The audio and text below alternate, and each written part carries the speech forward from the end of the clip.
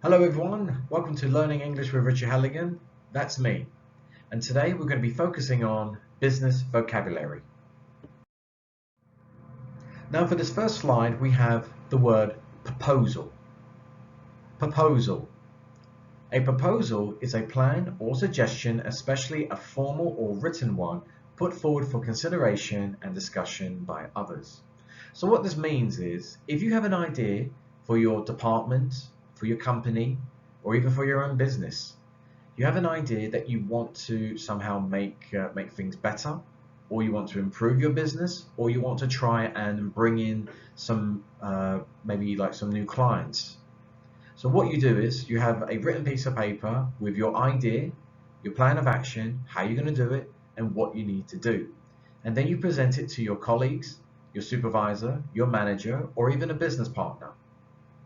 The way how to use this word in a sentence, you would say, excuse me, boss, or excuse me, sir, I have an idea proposal I would like to present in front of you. I want to know, what do you think? And that's how we use proposal. For this slide, we have the word meeting. Meeting. Now, I assume that most people who are watching this video, who already has some understanding of how to use English, have already come across the word meeting. But in business sense, it has a different purpose. So a meeting is an assembly of people, especially the members of a society or committee, for discussion or entertainment. Now, for the way how meetings is actually used is that you have a group of people who will come together to discuss the plans, ideas, and prospects of a company, a business, or even your local area. How to use this in an actual sentence, you would say, everybody, we have agreed to have a meeting this Friday. Everybody must attend to find out what's going to happen. And that's how we use meeting. The word for this slide is contract. Contract. A contract is a written or spoken agreement, especially one concerning employment, sales, or tenancy, that is intended to be enforceable by law. So what it's saying is that a contract is a written document that is, when it's signed, sealed, and delivered, is binding, is unbreakable. Of course, unless you take it to court or you give it to your lawyer and they can go through it. But the most important thing is that with a contract, it has the agreement to say what's going to happen, who's going to get what, and when this is going to happen. And also when you sign it, it says who has agreed knowing to do the deal. Of course, when it comes to a spoken agreement, now these ones should not be taken seriously or should not be taken invalid, because with a spoken agreement, you could say one thing in one meeting and then it will be discarded in the next meeting, or it might be discarded somewhere down the line. So always make sure that you have a written contract. It's the most important thing ever in business. For this slide, we have the word deal. Its meaning is that you take part in a commercial trading of a particular commodity, and also an agreement entered into by two or more parties for their mutual benefit, especially in a business or political context. Now, when it comes to deal, is when two people arrange some sort of business arrangement and they have come to terms with what has to be done or what they are prepared to do to sign the contract. So a deal is when you reach an agreement. To use this in a sentence, you can say, I agree with what you say. Do we have a deal? And then you put your hand forward and you shake your hands. Everything is okay.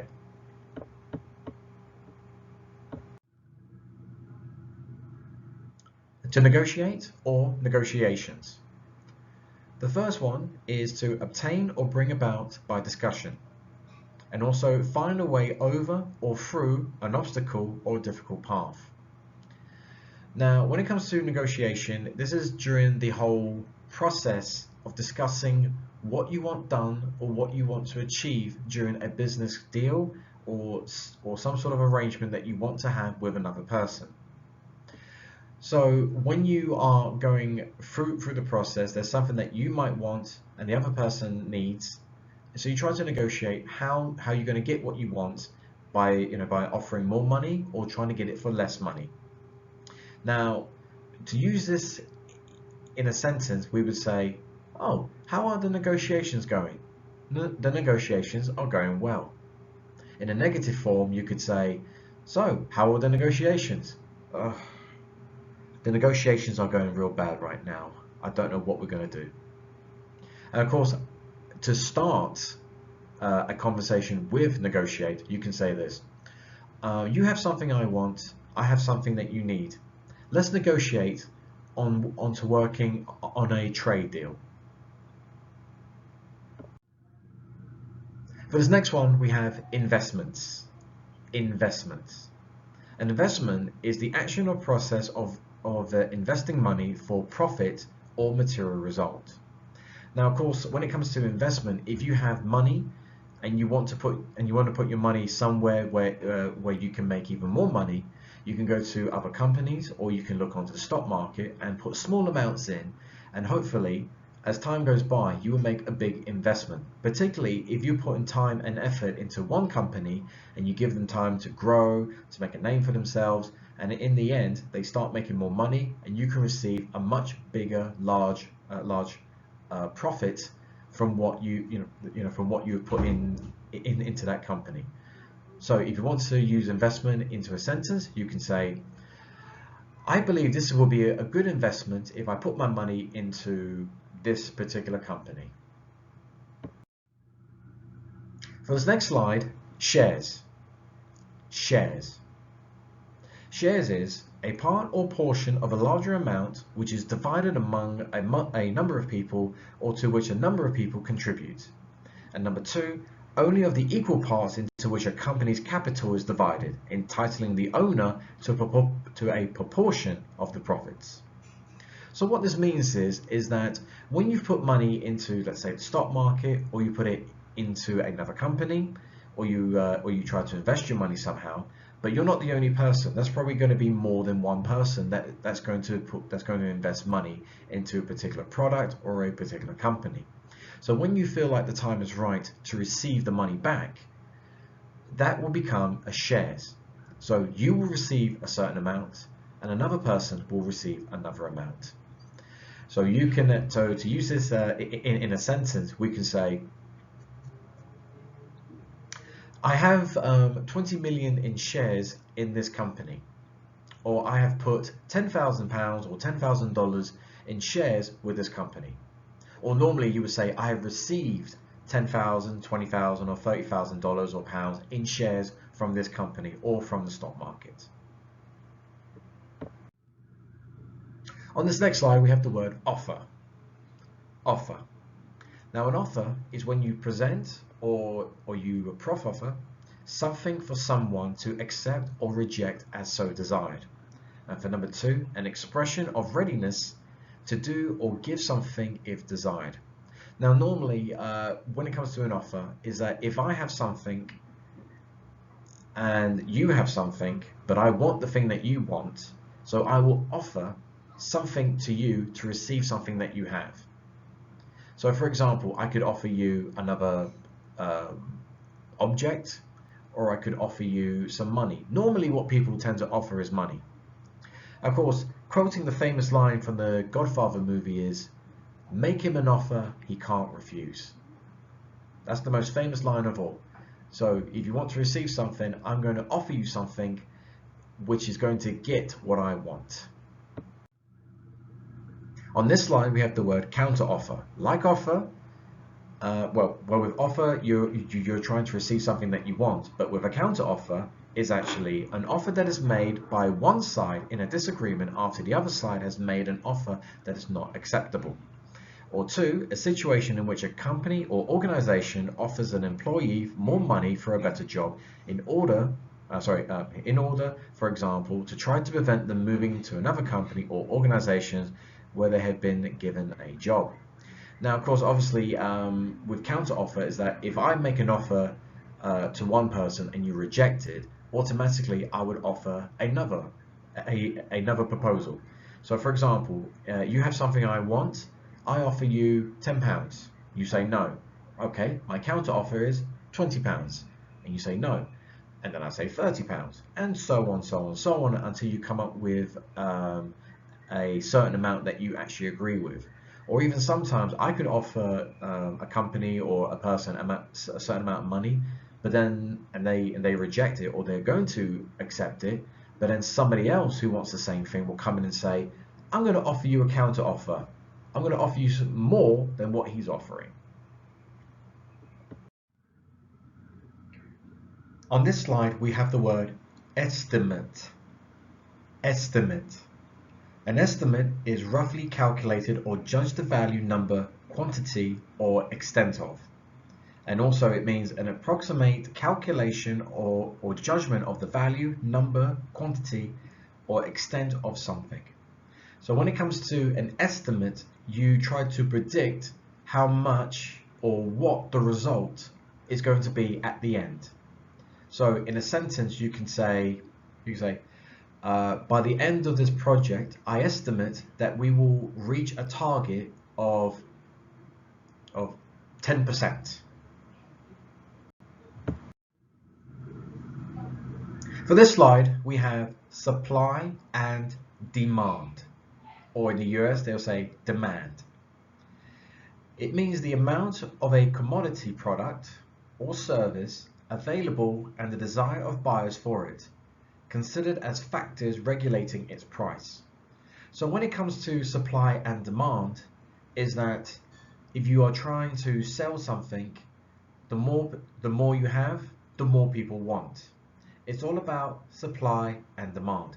This is very popular in lots of different media. So if you have lots of something, most people will want it. So in a sentence, you could use this this expression by saying like, well, I'm in the business of supply and demand. I have the item, these people want it, and I'm going to sell it to them. Here we have boardroom. Boardroom. A boardroom is a room in which the members of a board meet regularly, and two, the directors of a company or organization can consider collectively. Now, what this means is that for a boardroom, you have people who work for a company or they work for a business. So they get together to discuss, well, like a meeting, but this is the location of, of the meeting. So a boardroom, it's usually performed by the owners, the CEO, vice presidents, and also the top salespeople or top people within the company. So in a sentence, you could say, "Oh, where is today's meeting going to be held?" It will be held in the boardroom.